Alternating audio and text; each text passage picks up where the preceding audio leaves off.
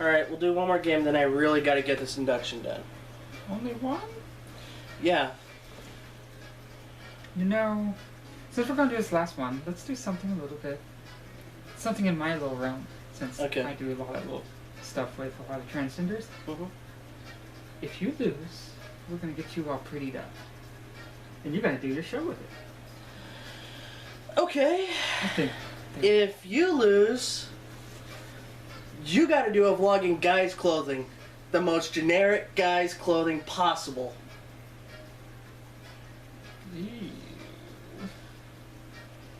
Yeah, back to the arrogant one. I don't think that would be so good of a thing, but if you want to release the beast, then you're on, my dear. Alright, time to get on your Levi's. We'll see who has lacking trousers or who has trousers.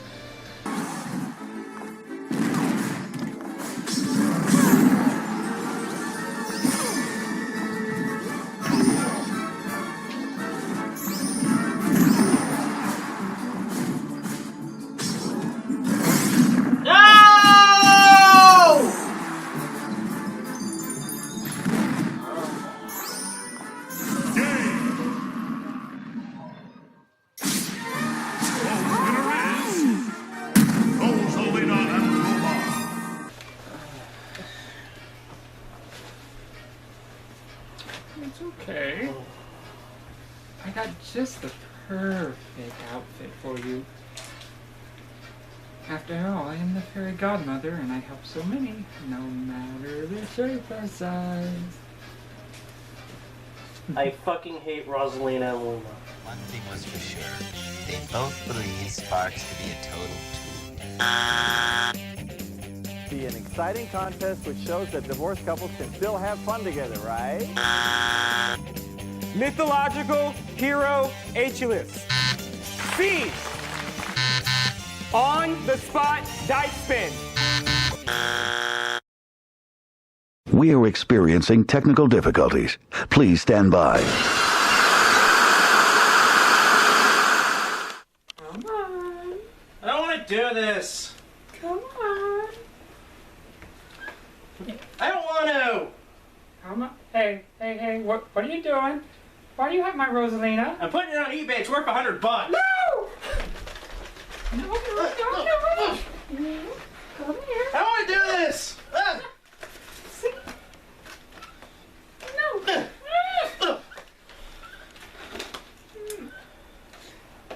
Ain't she so cute? No. Oh, by the way, Yeah? your camera, it's on. Oh, fuck. What? Lovely people.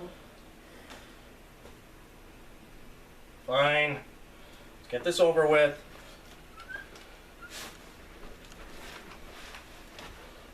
So pretty.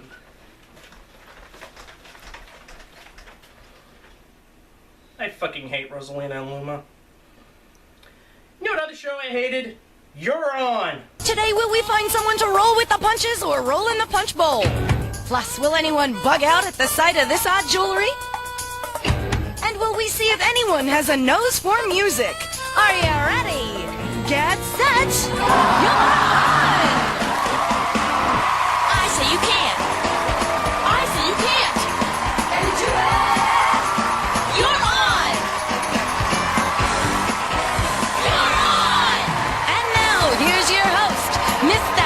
Phil Moore. Oh, yeah!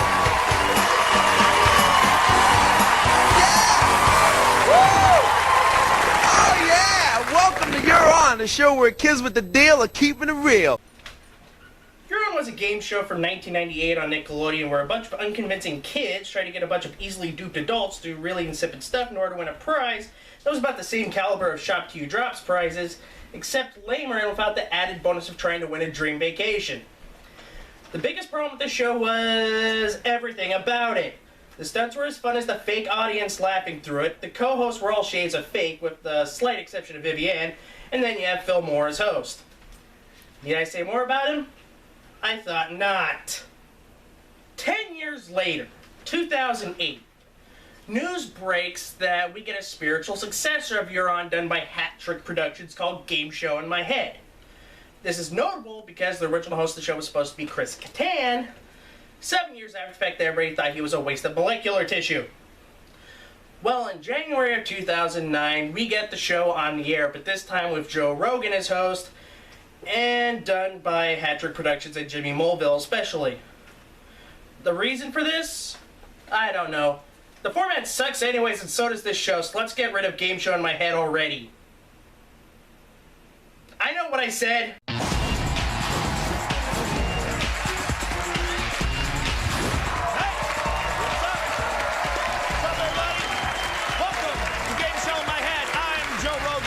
On this show, we take ordinary people, we send them out to the unsuspecting public, and through an earpiece just like this, I'm going to be in their head. I'll be telling them what to do, and it is all captured on hidden camera. Game Show in My Head is essentially You're On, just done a tad bit better. Although that isn't saying much because You're On was the game show equivalent of dental surgery without any anesthetic. Game Show in My Head is the game show equivalent of dental surgery, but at least it gives you some anesthetic. Sure, it's not the strongest anesthetic, but it helped you get through it. We start with what they did better, and that is completely middling host in Joe Rogan. Joe knows he isn't that great of a host and just does the basics right. And that is keeping the game moving and knowing when to throw in a good quip or three. Not only that, you also get the feeling that he's rooting for the contestant to pull this off instead of Phil Moore, who's faking it. Joe's hosting, albeit as mediocre as possible, already makes the show better than You're On. Now, I could easily finish this induction by saying, if you don't know the rest of why this show sucks, just read the You're On induction. But that will be too lazy. Instead, I will basically tell you why this show absolutely sucked. Is there a bow in my hair? And also the format is somewhat deeper than You're On. And by deeper, I mean 2 centimeters deep rather than 2 millimeters deep. One lucky contestant is dumped into a public location and has to perform some humiliating tasks given to them by Joe Rogan with the help of unsuspecting people around them who can't know they're on TV. For each task they're able to pull off, the contestant wins $5,000. Now, the variety of these tasks range from the slightly humiliating to the outright humiliating, depending on your tolerance for stupidity. And since my tolerance for stupidity is quite low, I found myself zoning out and doing Sudoku puzzles for 20-odd minutes until the 6th and final stunt, where if they manage to pull it off, the money is doubled for a potential top prize of $50,000. And that's basically Game Show in My Head. I mean, what more do you want me to say about it? It's You're On for adults and it was awful. That begs a more interesting question. Why do shows like this get made when history says they will suck?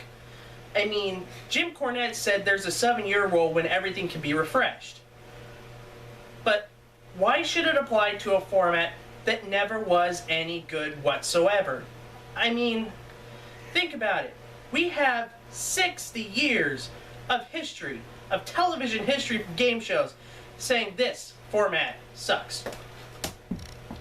Don't touch the curls.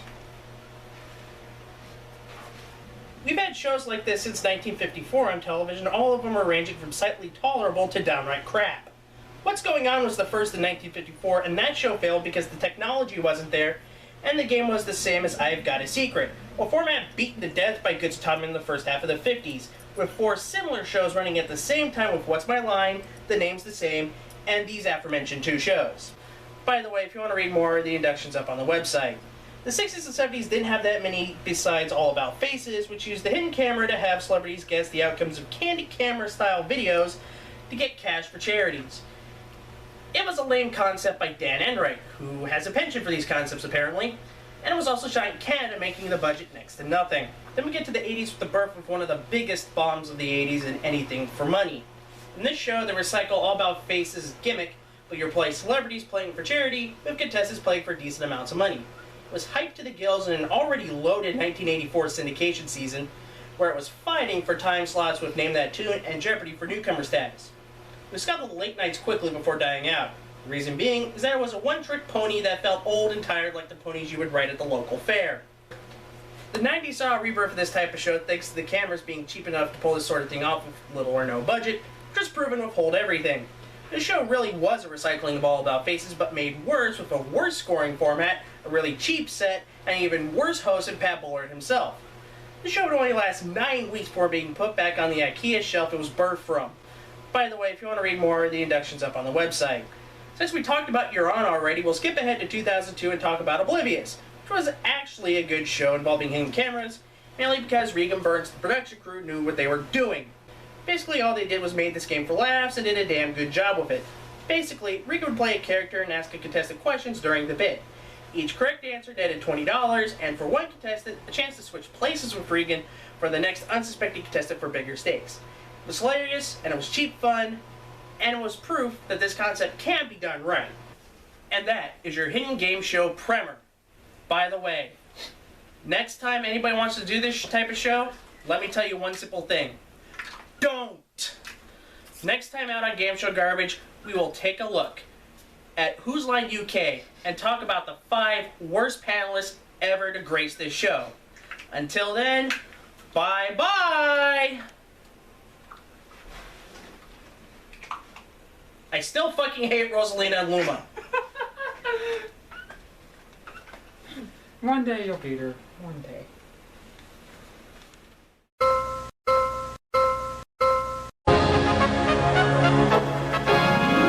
You